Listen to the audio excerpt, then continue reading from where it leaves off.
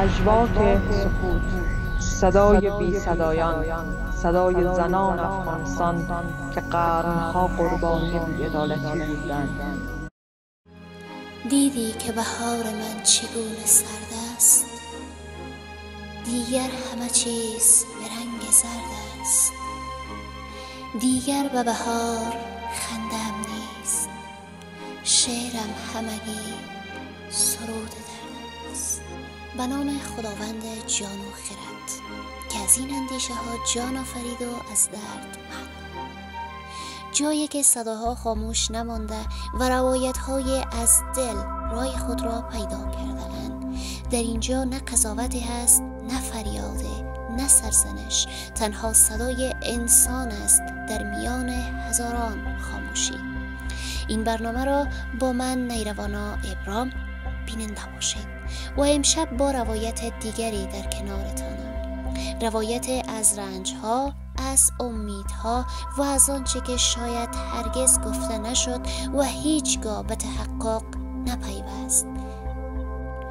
در جهانی که دختر را نشنید تو لب گشودی و این خود شجاعتی است که از صدها فریاد بلندتر است.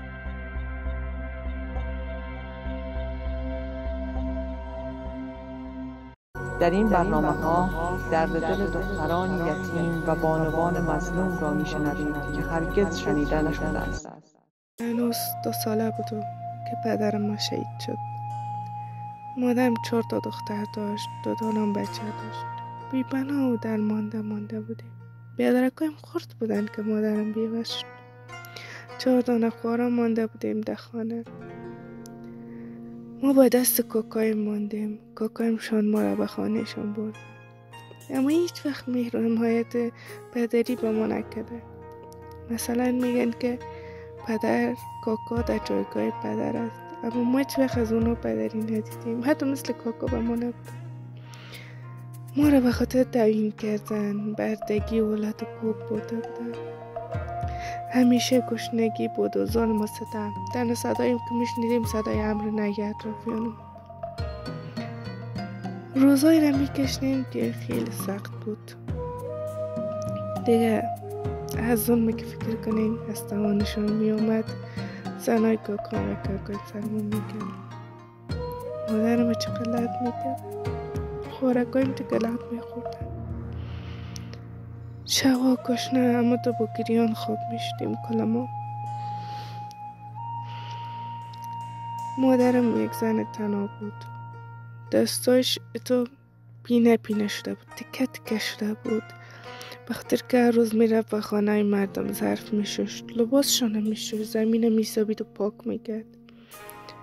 لوبیا و کچالوی مردم میرفت صاف میکرد و از کردایشان جمع میکرد، فقط به خاطری که ما یک شام که شده گشنه خو نشیم. مادرم زیاد رنج کشید بیچاره، زیاد روزای سخته به خاطر ما تیر کرد.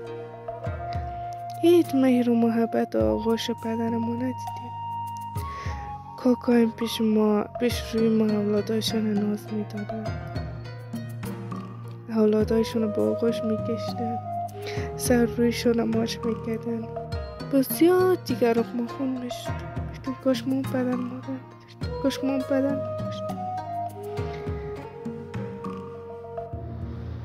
ما نمیفهمیدیم که پدر چه رقمی باشه، یعنی محبت پدر چه رقم است. اگه می بود چه قسم می بود، چه قسم یک پدر اولاد خدایانی محبت میده. همیشه در ذهنم یک سوال است، همیشه فکر میکنم چه قسم می بود. ما نان خشکمال که گریان میخوردیم. مادرم همیشه میگفت که ما او نمک لقمه میکنیم. به خدا زیادتر شوا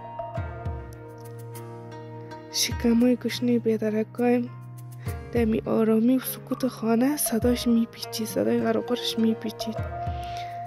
گیانی فکر کن چقدر اینا گشنه بودن، بس گریان میکردن، از مادرم نان میخواستن.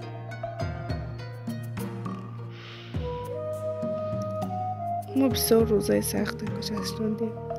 بعد از اینکه که پدرکم وفات کرد، ما 2 ساله بودم، خرد بودم. وقتی که همه آهسته کلان می شدم دیگه باز یادم می آید چقدر روزهای سخت ما تیر کردیم. مادرم همیشه در مقابل گشنگی ما گریان می کرد و شرمنده می ماند، همیشه رنج می کشید. میگه بچیم چاره ندارم. چاره نداشت. خب خیر از که خوارایم کاکایم به زور به شوهر میدادن و مادرمون قبول میکرد. خود دیگه میگفت برن دیگه خلاص شوه، جز من نمیتونم که شکمشون سیر کنم. هر روز خودم ناتوان شده میرم. مادرمون روماتیسم داشت، کمرشم بسیار درد میکرد. از بس کار خانه مردم و کار ثقیل کرده بود، زانویشم ساییده شده بود. بسیار سرش سخت دل می شد. خودشم مریض بود. ما دیگه دیگه حالت که یک رقم محبت پدر خودم ندیده بودیم، سر مادرمون بخی بار دوش اضافه شده بودیم. رسیدگی کده نمیتونست دیگه با ما. سواد مکتب مکتب میرفتم. یک چند سال رفتم، صنف 6 یا 7 به نظرم. و دوران بود نداشتم، بیگم نداشتم، کالام نداشتم. کس خوب ما نمیخرید به خاطر که پدرم نداشتم. یک کالا را یکی برای ما میداد، مثلا شد کانه اولادای کاکای خود جور کده نمیتونسته. مادرم قطعان نداشت. همون کانه چند سال میپشت. در بسته دوران مکتب به نظرم 2 بار یا 3 بار کالای کسی برام دادم رو میپشت. کتابای خود همیشه در دست خود میبودم. زمستان که میشد دستای ما یخ میزدم روی کتابای. بعضی وقتا که برف میبارید یا باران میبارید، امروی خونه که یک جای میشد، کتاب جای ما متاسفانه تر میشد. در پای ما چبلق می بود که همی پنجای پای ما را از شدت یخی هوا یخ میزد بخی. در مکتب در صنف مگه من قدرم خوش بودم میفتم لدقل میر مکتب. خیلی یک چیزا که یاد میگیرم. زیاد خوش داشتم که مکتب برم. خوارای من زیاد خوش داشتن که من برن مکتب درس بخوانم. اما کاکایم نماندشون، از مکتب کشیدشون. گفتن که چی جبر از به دختر مکتب؟ شما بیازو پدر ندارین، چی میکنین مکتب میرین؟ شما مکتب میرین که باز هر کار یاد بگیرین، که باز سر ما را خم کنین، آبروی ما را ببرین. مادر ما گفتن که دخترای دیگه نمونی که مکتب برن. اگه برن باز دیگه ما برات لغت مالشون میکنم. خواره کلان ما مادر به زور کاکایم از مکتب کشید. مادر گفت خیره بچه، نرین کدام روز در راه در پیشای مروی مردم شما رو نزنه، سشم دست بالا نکنه. بیا خو میکردن، بیازو میکردن، زیاد تحقیر ما میکردن، توهین هم زیاد میکردن که شما دختر هستین، ضرور نیست از اون خاطر کشیدن ما را. با اون خاطر کشیده باشم. میفهمی؟ که مکتب میرفتم به خاطر اینمی غریبی بی پیسگی. کتاب نداشتم، کالام نداشتم. وقتی که دستم هم می بود هیچ زیادم نمی بود. فکرم طرف خونه بود، نارام می بودم. مادرم مریض بود و مادرم فکر میکردم که مادرم روز چه قسم کار میکنه، بیادرم چی میخورن، خورن چی میخورن، چی میکنن، خدا نخواسته باز لد نخورن. در خانه ما چی میشه، چی اتفاق میفته. فکرم همیشه نارام بود. من یک فکر آرام در سرچاکی مکتب نداشت. مثل اولادای دیگه مردم قشق خوش مکتب میرن درس میخونن، خوش میگذرانن، یک جای میرن درس میخونن، هیچ وقت فکر آرام ندارم. یک چیز جالبتر، هیچ کس کارخانگی های ما رو پرسان نمیکرد در خانه که نوشته کردی میانه، به خاطر که خوران جوان بودن، نوجوان بودن، نمیشد که امروی مادرم برم. من امروی مادرم میرفتم شبانه تا وقتهای شب امروی مادرم خانه مردم جورو میکرد، به خاطر که مادر یک مدقل کمتر کار کنه تا جای بتون دشه بگیرم. زیاد مریض بود بیچاره، زانه های ساده شده بود، کمرش خیلی درد میکرد، یا دقیق کمتر تحقیر شود. کتاب جمع نداشتم که کارخانه کنم. یکان روز لحد میخورد در مکتب، در پیشروی کالگی، که چرا کارخانگی ناوردی. یکان روزم استاد میماندم دستم در پیشروی کالگی. گفته نمیتونستم که من تنبل نیستم استاد که کارخانگی نکردی. من کتابچه ندارم، من فکر آرام ندارم، من در خانه هستم که سرم عذاب میباره. فقط یک تا کتابچه داشتم، گورم به کل مضمونای میگرفتم. باز استاد که کارخانگی میدید خال مخال میکرد سرم. یکان روز استاد میگفت که من خودم برات کتابچه میخرم، دیگه رقم نکنی. بس پیشروی صنفیم زیاد کم میامدم که استاد برام کتابچه بخره.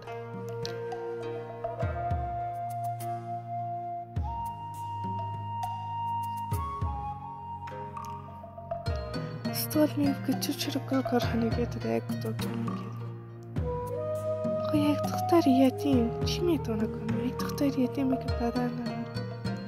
اگر پدر میداشتم من قدر درد نمیکشتم. همین چیز است که همیشه یادم میاد. قسم عقده باز گلوی منو میگیره، میخوایم که گریان کنم. که ای کاش من پدر میداشتم هیچ وقت قدر خواه نمیماندیم، هیچ وقت ذلیل نمیشدیم، اینقدر مهنت ظلم نمیکشتیم. شاید بدنم بهتر از بسیار مردای جا طرف میمون. ما اصلا محبت ندیدیم، با درد کلان شدیم. کاکایمشان نان قفل میکردن، کتاب را منع کرده بودن و زندگی را تختر از مرگ ساخته بودن. خوره ما یکی بعد از دیگهشان به زور، یکی پس از دیگهشان به شوهر داد. بالاخره مکتب دیگه نشد، خلاص شد دیگه قضیش. بعد از خوره ما استایسته نوبت من رسید که من رفتم. مادرم پیش ما آمد، به گریان، چشمش تر بود، گریان میکرد. گفت که بچم من شما را نان دادن نمیدونم، از ظلمی کاکایت باید خلاص شد. میفهمی خب من مریض هستم نه؟ هر روز از روز دیگه که شکسته تر شده میرم. یک روز ما میشت مثل پدر تانواری میرم، باز زیر ظلم اینمی آدم ها میمانی. اینمی آدم هر چی که است بیگی بهتر از کاکایت شده است. زیاد گریان میکرم به خاطر که سن سالش کلان بود، خردخونه بود، زن داشت، 6-7 تا اولاد داشت. زیاد برم سخت بود. مادرم مشکای من ندید، دست مدد دستش داد خلاص داد. فقط نه راضی بودنه، رضایت نه، خوشی نه. مثل دیگه عروسا نبودم که در شب در روز عروسیشون زیاد خوش می باشن، شوق و ذوق می داشته باشن، تدلیل می کنن. نه قسم اصلا نبود. با گریان کردن، نظرزاری کردن که خیر است، بین می ظلم کیجه است به خدا قبول کن. اما مرا به دستی آدم ندی. من نمیتون مثل مادرم زندگی کنم. یک عمر مثل که ما خواری کشیدیم. اما نکردن برم نه، دست مرا گرفتن و به دستای عمو دانند. خلاص مردی که 50 سال داشت، خودش زن داشت، اولادم داشت، حالا دیگه من زن شد، دیگه خلاص شد. لباس عروسی من به مثل کفن بود، هیچ خنده نداشت. میفهمی من در کل زندگی میش خنده نکردیم. از روزی که یادم میاد که پدرم فوت کرده بود، با گریان و ظلم ستم کلان شده بودیم، زیر لعت و کوب کلان شده بودیم.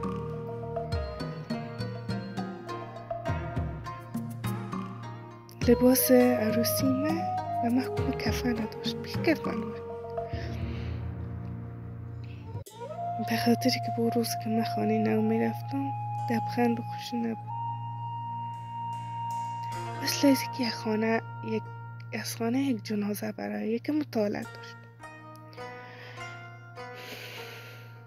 از او روز تا ولی را فقط ترس به چشمایم است، فقط ترس. تا ولی هم از او میترسم، گفتن نمیتونم شوهرم، هیچ فکر نمی کنم که من زن تو یک آدم شده باشم. میترسم ازش، زیاد میترسم. هیچ امروش عادت ندارست. وقتی که طرفش میبینم که چقدر از مکه کلان است، طرف ریش سفیدش میبینم، طرف اولاداش میبینم، حتی اولاداشم از مکه کلان است. زیاد وحشت، زیاد میترسم. بسیار وقتا گریان میکنم، هیچ نمیخوایم که همراهش باشم. من نمیفهمم، هم بترسی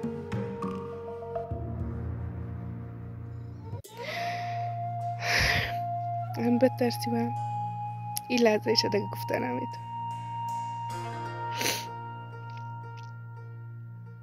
نمیتونم بگویم که چی چیزا سرم تیر میشه. اصلا گفته نمیتونم. چقدر سخت است زندگی، کی رقم زندگی کنی.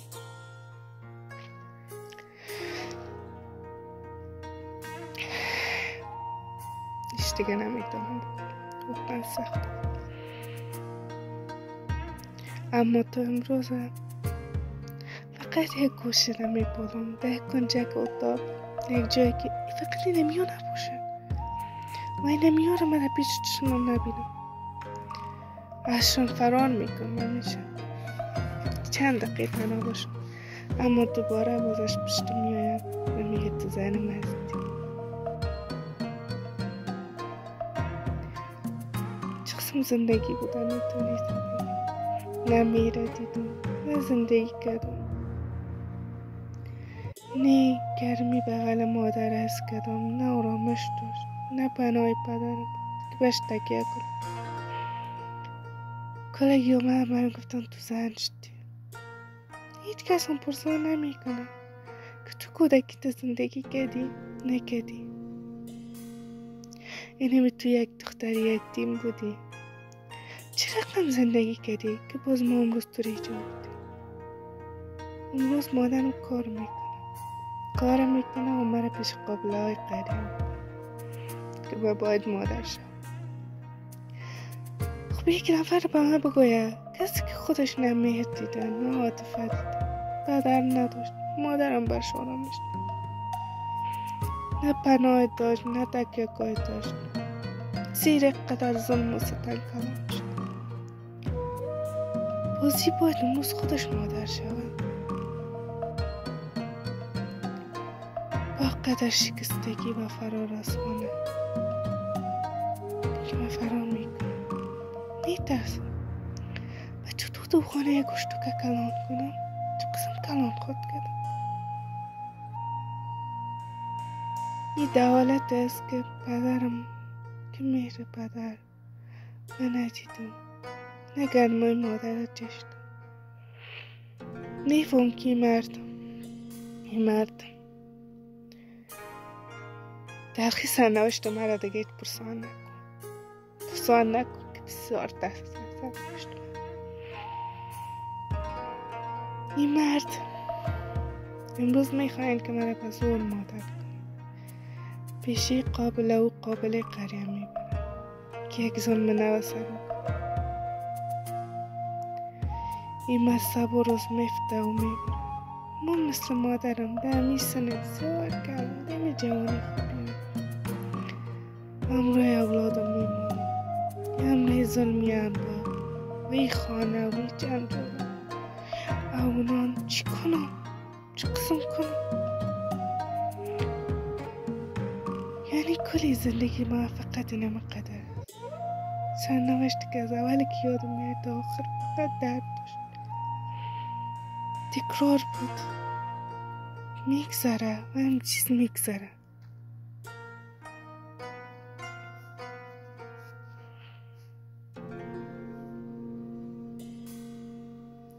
من دیگه هیچ امیده به زندگی کردن ندارم.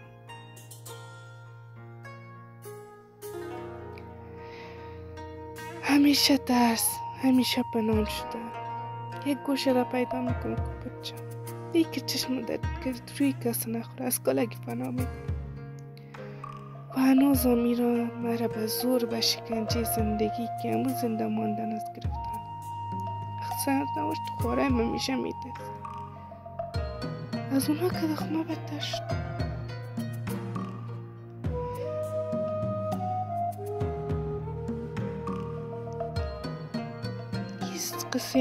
قسم زندگی که از اول تا آخرش فقط عذاب است و شاید این عذاب ادامه داشته باشه فقط به طریقه های جدید و تا حالا هیچ کس پیدا نشده که از من پرسان کنه چی گذشت به تو.